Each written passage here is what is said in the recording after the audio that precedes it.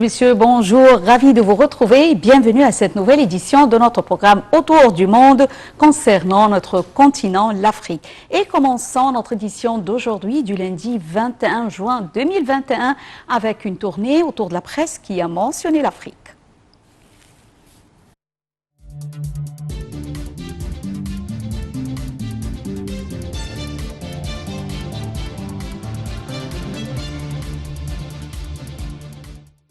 Et commençons notre revue de presse avec la BBC où nous lisons « L'Éthiopie doit organiser des élections le 21 juin malgré un conflit sanglant, une famine imminente dans le nord du pays et des tensions croissantes entre les principaux groupes ethniques.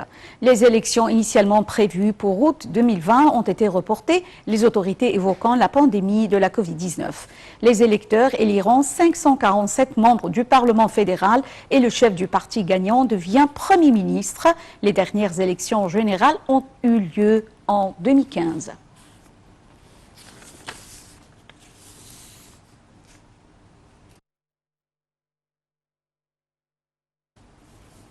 Différé en août 2020 à cause du Covid, des élections générales en Éthiopie initialement prévues pour mars dernier se tiendront finalement le 21 juin. Elles auront lieu dans un pays traumatisé par la guerre qui, voici 7 mois, a éclaté dans la région du Tigré et où la situation humanitaire désastreuse a suscité l'inquiétude internationale et multiplié les menaces de sanctions.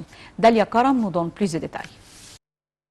Ce lundi 21 juin, environ 37 millions d'électeurs éthiopiens sont appelés aux urnes pour élire leurs députés, qui par la suite désigneront le Premier ministre. Des élections législatives donc, mais aussi régionales, se dérouleront dans le pays le même jour. Un scrutin repoussé à plusieurs reprises à cause de problèmes sécuritaires et logistiques, mais qui sera malgré tout crédible selon la commission électorale.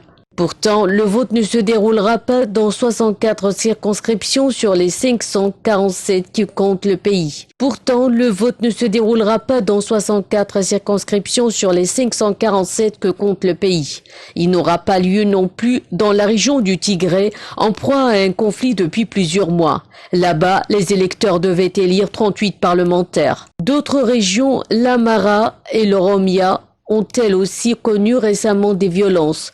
Ainsi, les tensions communautaires que connaît ce pays fédéral sont le premier enjeu de ces élections. L'autre enjeu de ce scrutin, c'est l'économie. L'inflation reste élevée et les tensions régionales ont freiné les réformes de modernisation promises par le Premier ministre. Malgré tout, le parti de la prospérité du Premier ministre Abiy Ahmed est considéré comme favori de ces élections.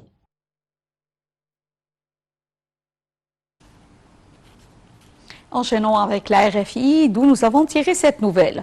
Les pays qui forment la WAMS, zone monétaire ouest-africaine, estiment que la décision de changer le franc CFA en éco n'est pas conforme au programme de monnaie unique adopté par la CEDEAO. En effet, l'organisation a son propre projet antérieur aux dernières annonces et pour la WAMS, les décisions prises par la CEDEAO sont prioritaires. Continuons notre revue de presse avec France TV, se basant sur un rapport récent concernant la Centrafrique. Le chef de l'ONU se dit troublé par l'usage excessif de la force contre les civils. Antonio Guterres réclame par ailleurs l'arrêt immédiat des actions hostiles contre les casques bleus de la MINUSCA et pointe du doigt les forces de sécurité nationale et les paramilitaires russes sans les identifier nommément.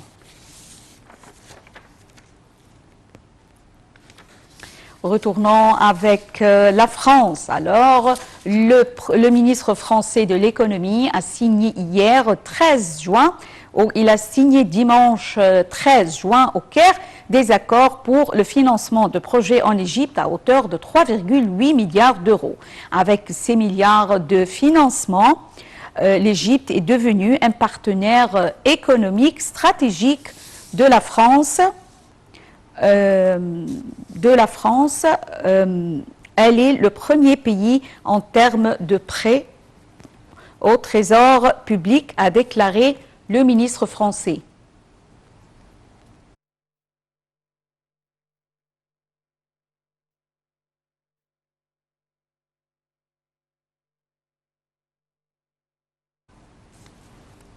Comme j'étais en train de le dire, le ministre français de l'économie a signé dimanche 13 juin au Caire des accords pour le financement de projets en Égypte à hauteur de 3,8 milliards d'euros.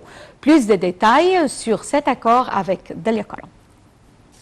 Le ministre français de l'économie a signé dimanche 13 juin au Caire des accords pour le financement de projets en Égypte à hauteur de 3,8 milliards d'euros.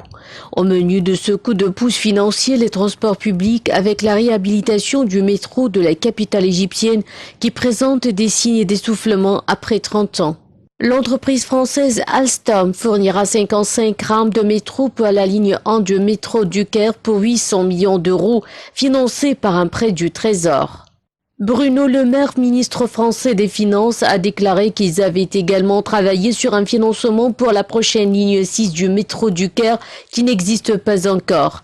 2 milliards d'euros de financement qui étaient prévus et qu'ils avaient signé également pour 1 milliard d'euros de contrat entre l'Agence française de développement à l'Égypte qui concerne à la fois d'autres secteurs de transport et qui concerne également l'assainissement d'eau. La liste comprend aussi les énergies renouvelables, le financement des universités et le filet de sécurité sociale. Partenaire de ce volet, l'Agence française de développement qui mobilisera 1 milliard d'euros entre 2021 et 2025, de même que 9 autres projets financés toujours par l'AFD. Avec ces milliards de financement, l'Égypte est devenue un partenaire économique stratégique de la France. Elle est le premier pays en termes de prêt du Trésor public, a déclaré le ministre français. La France vient peut-être de renvoyer l'ascenseur à l'Égypte qui en met à acheter 30 avions à réaction Rafale pour un montant de 3,75 milliards d'euros. L'Égypte est l'un des plus gros clients de la France en matière d'armement. J'ai le plaisir d'avoir actuellement avec moi en ligne Dr Passant Fahmy, experte en économie, qui va nous jeter la lumière sur ces accords signés entre la France et l'Égypte. Bonjour, Dr Passant Fahmy. Bonjour, madame. Bonjour. Le ministre français de l'économie a signé dimanche au Caire des accords pour le financement de projets aux pays défarants à hauteur de 3,8 milliards d'euros. Alors, 2 milliards d'euros de financement sont prévus pour la deuxième ligne de métro au Caire. Alors, d'après vous, que signifie ce projet? Tout d'abord, les relations économiques entre l'Égypte et la France datent depuis des décades. Ils nous connaissent très bien, on a beaucoup travaillé ensemble, alors c'est une façon de coopérer facile, connue, et ça a été toujours un succès, c'est-à-dire dans tous les domaines où il y a une coopération avec la France, ce sont des domaines qui ont vu beaucoup de succès. Si on parle des moyens de transport, c'est bien connu que l'Égypte maintenant passe dans une phase de développement, surtout de l'infrastructure. Si vous voulez construire un nouveau pays, comme Monsieur le Président toujours mentionne, il faut considérer tout d'abord les moyens de transport et l'infrastructure. Moyens de transport nouveaux sont sophistiqués, c'est-à-dire quand on parle des trains, des moyens de transport, même sur les routes, ils ne sont pas comme les moyens de transport dans le passé. C'est une technologie nouvelle, très bien sophistiquée, qui facilite la transformation et les transports non seulement des individus, mais aussi, parce qu'on veut développer l'Égypte tout entière, de la marchandise, des matières premières.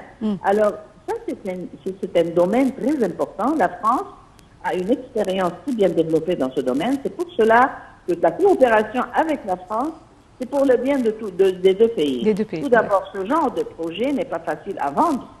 Et aussi, de l'autre côté, c'est pas facile à avoir. Alors, la coopération entre nous et la France dans ce domaine spécifiquement, c'est une coopération excessivement importante. Toujours en ce qui concerne le métro du Caire, il est donc prévu une feuille de route relative à la modernisation de sa ligne 1.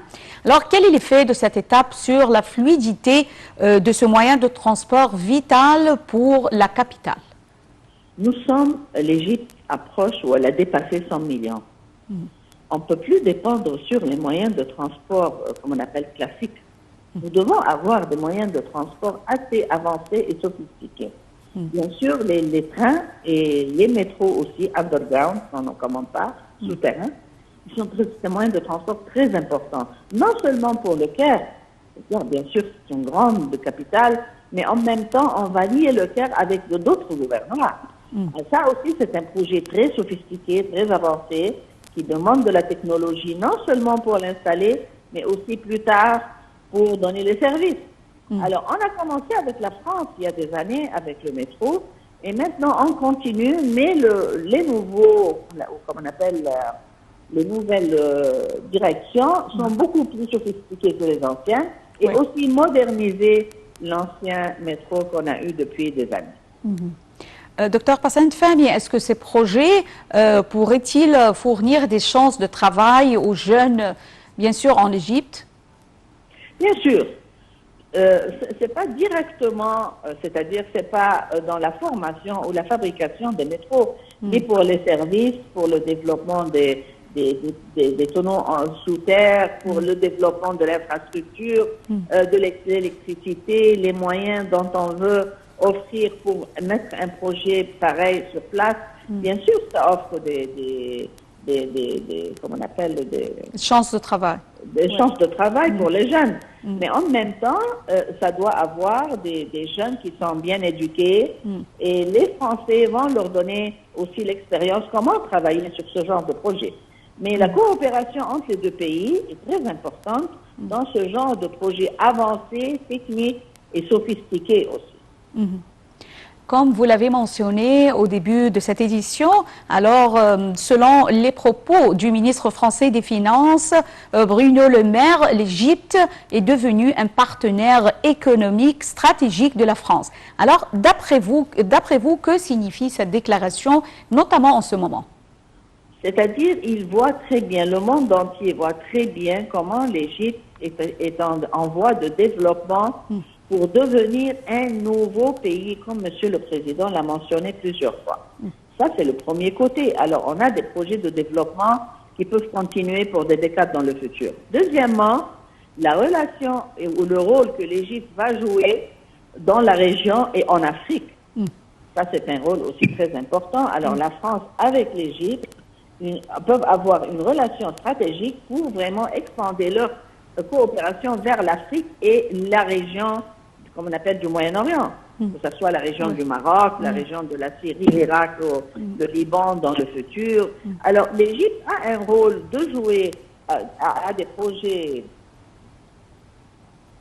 sur le territoire égyptien, mais en même temps, elle peut être avec la France un moyen de développer l'Afrique et la région tout entière. Alors, c'est une relation stratégique, comme Monsieur l'ambassadeur a mentionné, et ça va continuer, Inch'Allah, dans le futur, parce que il y a une très longue liste de projets qu'on peut développer avec la France sur le territoire égyptien et en Afrique aussi.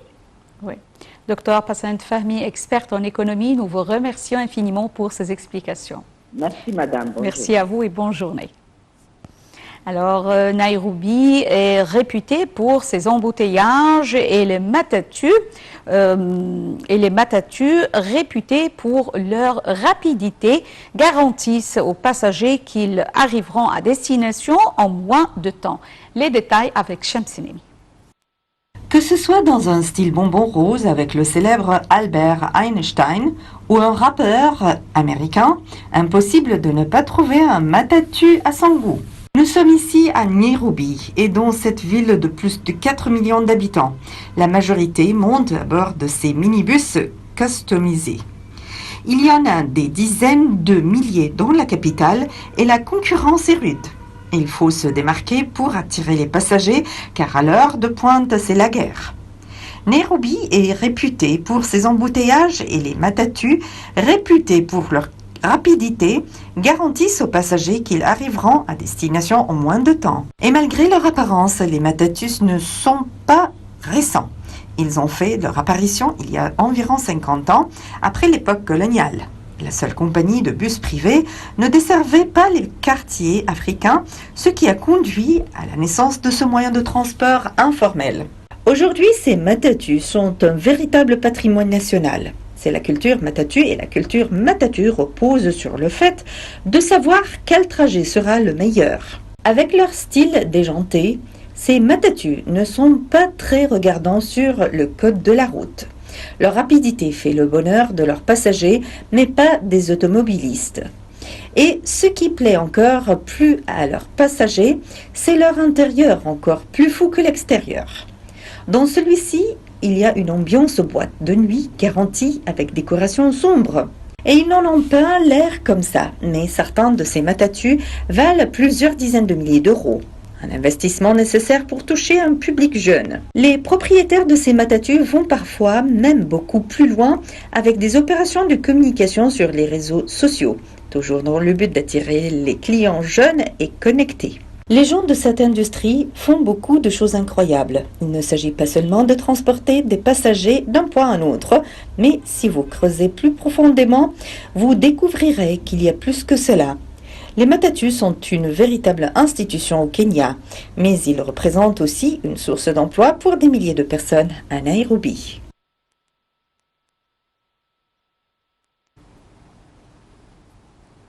Mesdames et messieurs, avec cette nouvelle, nous arrivons à la fin de notre édition d'aujourd'hui, de notre programme Autour du monde. Merci pour votre fidélité à Nile TV et bonne journée. Au revoir.